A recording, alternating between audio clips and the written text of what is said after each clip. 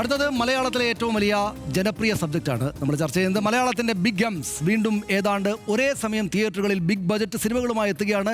കഴിഞ്ഞ 3 പതിറ്റാണ്ടുകളുമായി മലയാളിയുടെ ഉത്സവ കാലങ്ങളുടെ ഒരു പ്രത്യേകത ഒന്നിച്ചെത്തുന്ന മമ്മൂട്ടി മോഹൻലാൽ സിനിമകൾ നമ്മുടെ സിനിമാ തിയേറ്ററുകളെയും പൂരപ്പറമ്പാക്കുന്ന കാഴ്ചയായിരുന്നു. എന്നാൽ ഈ അടുത്ത് കുറേ വർഷമായിട്ട് സൂപ്പർ താരങ്ങളുടെ സിനിമകൾ ഒന്നിച്ചെത്തിയിട്ട് കുറച്ചു കാലമായി. മോഹൻലാൽ അദ്ദേഹത്തിൻ്റെ എക്കാലത്തെയും വലിയ ചിത്രമായ എമ്പുരാനുമായാണ് ആരാധകരെ ത്രസിപ്പിക്കാൻ എത്തുന്നത്.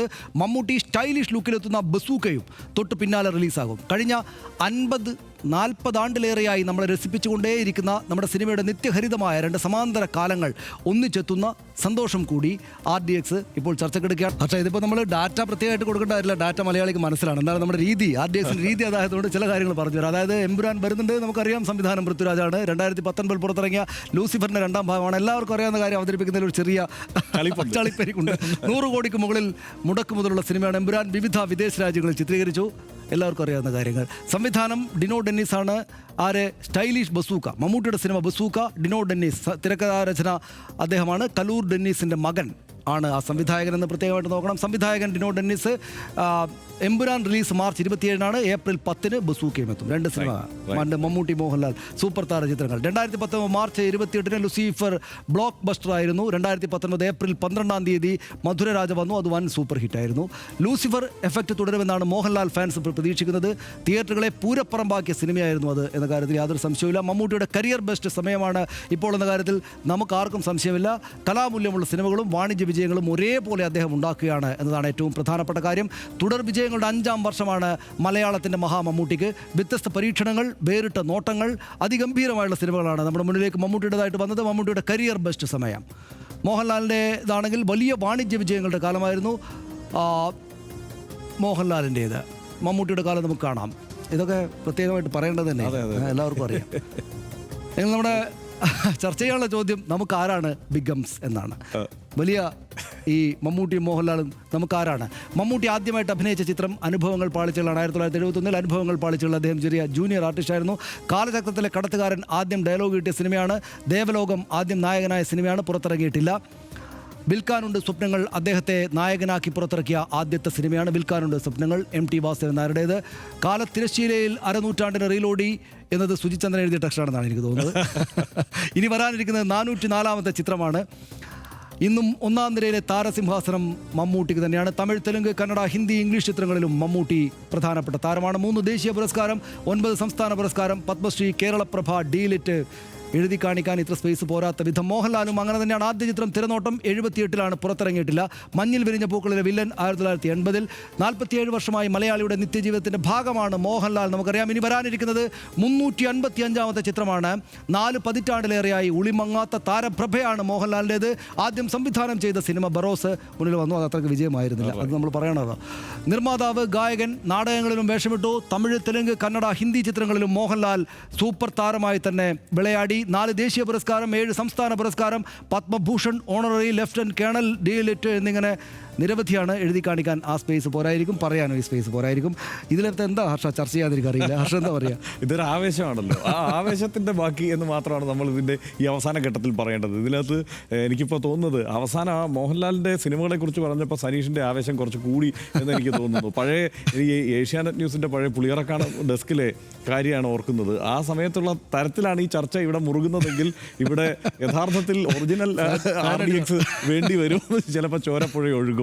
എന്തായാലും ഈ ഞാൻ വ്യക്തിപരമായി ആലോചിച്ചാൽ മമ്മൂട്ടിക്ക് വേണ്ടി പൊരുതിയാണ് എൻ്റെ ബാല്യവും കൗമാരവും യൗവനവും ഒക്കെ കഴിച്ചു കൂട്ടിയത്. പലയിടത്തും പൊരുതി വീണു, പലയിടത്തും പൊരുതി ജയിച്ചു. ഓർക്കുന്നുണ്ടോ? പണ്ട് പുളിയറക്കാട് ഡെസ്കിൻ്റെ S. അജിത് കുമാർ ജയ് മമ്മൂട്ടി എന്ന് മുദ്രാവാക്യം വിളിച്ചിട്ടാണ് ഡെസ്കിൽ നിന്ന് കൊടുത്തത്. ആളുകൾ നമ്മളെ അറിയുന്ന നമ്മുടെ സുഹൃത്തുക്കളെ എഴുതാൻ നമുക്ക് രണ്ടുപേർക്ക് ഒരേ അഭിപ്രായം.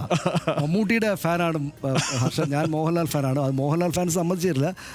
ഇദ്ദേഹം പിണറായി വിജയൻ ആരാധനാണ്, ഞാൻ VS അച്യുതാനന്ദനായിരുന്നു.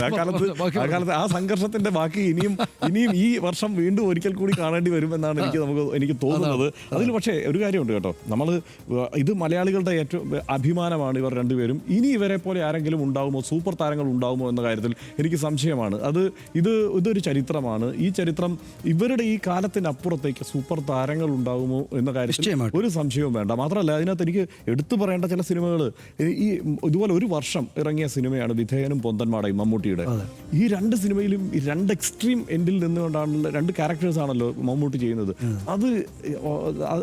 അതൊക്കെയാണ് നമ്മളെ ഒരു ഇതിഹാസങ്ങളാണ് എന്ന് തോന്നിപ്പിക്കുന്ന സിനിമകൾ. അതുപോലെ മോഹൻലാലിന്റെ സിനിമകൾ എടുത്താൽ ഇപ്പോൾ സദയമായിക്കോട്ടെ, താഴ്വാരമായിക്കോട്ടെ, പാദമുദ്ര ആയിക്കോട്ടെ, ഇങ്ങനെയുള്ള സിനിമകൾ ചെറിയ പ്രായത്തിലാണ്, 10-28 വയസ്സിലാണ് ഇതൊക്കെ ചെയ്യുന്നത്. അതായത് ഈ മോഹൻലാൽ 1986 എന്ന് പറയുന്ന വർഷം ഈ രണ്ട് താരങ്ങൾക്കും സുപ്രധാനപ്പെട്ട ഒരു വർഷമാണ്. മോഹൻലാൽ ഒരു വർഷം ഏറ്റവും ഏറെ സിനിമകളിൽ അഭിനയിച്ച വർഷമാണ് 1986.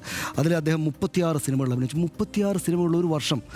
അന്ന് അദ്ദേഹത്തിന് എത്ര പ്രായം എന്നറിയോ? 26 വയസ്സ്. 26 വയസ്സ് എങ്ങനെ സാധിച്ചു എന്ന് അത്ഭുതം തോന്നുന്നു. അതായത് വലിയ യാത്രാ സൗകര്യങ്ങളില്ല, ഇന്നത്തെ മൊബൈൽ ഫോണുകൾ. ആ വർഷം 10-35 സിനിമയിൽ മമ്മൂട്ടി അഭിനയിച്ചു. അതാണ് ഞാൻ 1986 പ്രത്യേകത പറഞ്ഞത്.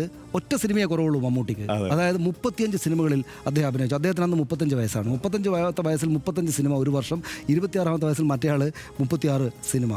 എന്ന് വെച്ചാൽ ആ മോഹൻലാലിൻ്റെ ആ വർഷം രാജാവിൻ്റെ മകനുണ്ട്, ടി പി ബാലഗോപാലൻ എം എയും ഉണ്ട്. വലിയ ഹീറോ ആയിട്ട് രാജാവിൻ്റെ മകൻ, ഒരു സാധാരണക്കാരനായിട്ട് ബാലഗോപാലൻ എം എ. ഇപ്പുറത്ത് ന്യൂഡൽഹി എന്ന് പറയുന്ന മാസ് ഹിറ്റ് ഒരു ഭാഗത്ത്, തനിയാവർത്തനം എന്ന് പറയുന്ന ക്ലാസിക് ആയിട്ടുള്ള അഭിനയം ഒറ്റ തവണ ഞാൻ കണ്ടിട്ടുള്ളൂ. രണ്ടാമത് ഒരിക്കൽ കാണാൻ എനിക്ക് പറ്റില്ല എന്ന് എനിക്ക് ആലോചിക്കാൻ പോലും പറ്റില്ല. പക്ഷേ ഒരു കാര്യം പറയട്ടോ, ഇഷ്ടം പോലെ തല്ലിപ്പൊളി സിനിമകളിൽ ഇവർ രണ്ടുപേരും അഭിനയിച്ചിട്ടുണ്ട്. ഇനിയുള്ള സിനിമകൾ അങ്ങനെ ഉള്ള സിനിമകളാവാതിരിക്കട്ടെ. ഏറ്റവും നല്ല സിനിമകൾ പറഞ്ഞിട്ട് നമുക്ക് പെട്ടെന്ന് RDX ആകെ തന്നെ വൈൻഡപ്പ് ചെയ്യാം. അതായത് ഇത് ഇവരുടെ ഈ 44 വർഷക്കാലമാണ് ഇവർ ഈ സിനിമയിലുള്ളത്. അത് അങ്ങനെ നിൽക്കുന്നത് അച്ചടക്കം, മാനസികമായിട്ടുള്ള അച്ചടക്കം എന്നതില്ലാതെ അത് ആർക്കും സാധ്യമാവില്ല. അതായത് ഒരു വർഷം 36 സിനിമകളിൽ മോഹൻലാൽ 26 വയസ്സിൽ അഭിനയിക്കണമെങ്കിൽ ആൾ രാവിലെ 5 മണിക്ക് എഴുന്നേറ്റ് പോകണം, അല്ലെങ്കിൽ 4 മണിക്ക് എഴുന്നേറ്റ് പോകണം, രാത്രികൾ ഉറങ്ങാതെ പോകണം. ആ 35-ാമത്തെ വയസ്സിൽ മമ്മൂട്ടിയെ ചെയ്യണമെങ്കിൽ അങ്ങനെ ചെയ്യണം. 73-ാമത്തെ വയസ്സിൽ മമ്മൂട്ടി അഭിനയിക്കണമെങ്കിൽ അച്ചടക്കം, ശാരീരികമായിട്ടുള്ള ഇത് ഇപ്പോൾ ഈ MDMA ഒക്കെ അടിച്ച് നടക്കുന്ന ആൾക്കാർ മനസ്സിലാക്കേണ്ട ഒരു കാര്യമാണ്. അവനവൻ്റെ MDMA അടിച്ച് നടക്കുന്നവർക്കോ മെത്തടിച്ച് നടക്കുന്നവർക്കോ ഈ പണിക്കൊന്നും പറ്റില്ല. അവർ ആദ്യ ട്രാക്ക് തന്നെ പോഴും. നമുക്കിത് അവസാനിപ്പിക്കാം ഈ ചർച്ച. മമ്മൂട്ടിയെ കേരളം ആദ്യമായി സിനിമയിൽ കാണുന്നത് 1971 നമ്മൾ നേരത്തെ പറഞ്ഞു. അനുഭവങ്ങൾ പാളിച്ചകൾ എന്ന ആ ചിത്രത്തിൽ. പക്ഷേ വളരെ ചെറിയ റോളായിരുന്നു മമ്മൂട്ടിക്ക്. 1980 വിൽക്കാനുണ്ട് സ്വപ്നങ്ങൾ തൊട്ടാണ് മമ്മൂട്ടി ഒരു മുഴു നടനായി വിരിയുന്നത്. അതേ വർഷം മുതലാണ് 1980 എന്ന ആ വർഷം തൊട്ടാണ് മോഹൻലാലും നമ്മുടെ വെള്ളിത്തിരയിൽ പതിഞ്ഞു തുടങ്ങുന്നത്. 79 തന്നെ അദ്ദേഹം അഭിനയിച്ച ആദ്യ ചിത്രം തിരനോട്ടം പുറത്തിറങ്ങിയിട്ടില്ലായിരുന്നു. അദ്ദേഹം അഭിനയിച്ച ആദ്യ ചിത്രം അതാണ്. പിറ്റേ കൊല്ലം പുറത്തിറങ്ങിയ മഞ്ഞിൽ വിരിഞ്ഞ പൂക്കളാണ് ആ അർത്ഥത്തിൽ മോഹൻലാലിൻ്റെ ആദ്യ സിനിമ. 1980 എന്ന ആ വർഷം അങ്ങനെ രണ്ട് താരങ്ങൾ മലയാളത്തിൻ്റെ മഹാ ആകാശത്തേക്ക് വമ്പൻ വരവ് നടത്തി. ഇപ്പോൾ 44 വർഷങ്ങൾ കടന്നുപോയിരിക്കുന്നു. 44 വർഷങ്ങൾ, ഈ 4 പതിറ്റാണ്ടുകൾക്കകത്ത് മലയാളിയും കേരളവും ലോകവും എങ്ങനെയൊക്കെ മാറി. ഉടുപ്പിൽ, നടപ്പിൽ, രാഷ്ട്രീയ ബോധ്യങ്ങളിൽ, അങ്ങനെയെല്ലാം. കയ്യിലെ മൊബൈൽ ഫോണിൽ അവരവർക്ക് വേണ്ടുന്നതിലധികം ആനന്ദോപാധികൾ എല്ലാവരും കൊണ്ടു നടക്കുന്ന ഈ കാലത്തും ഈ 2 പേരെ മലയാളിക്ക് വേണം. അവരുടെ സിനിമകൾക്ക് നമ്മൾ ഇപ്പോഴും കാത്തിരിക്കുന്നു. നമുക്ക് ആ കാത്തിരിപ്പ് തുടരാം. എമ്പുരാനും ബസൂക്കയും വരട്ടെ, അനേക കാലം ഇനിയും അവർ നമ്മളെ ആനന്ദിപ്പിക്കട്ടെ എന്ന പ്രതീക്ഷാവാചകം തന്നെ പങ്കുവെച്ചുകൊണ്ട് ഈ ഭാഗവും നമുക്ക് അവസാനിപ്പിക്കാം. ഹർഷൻ.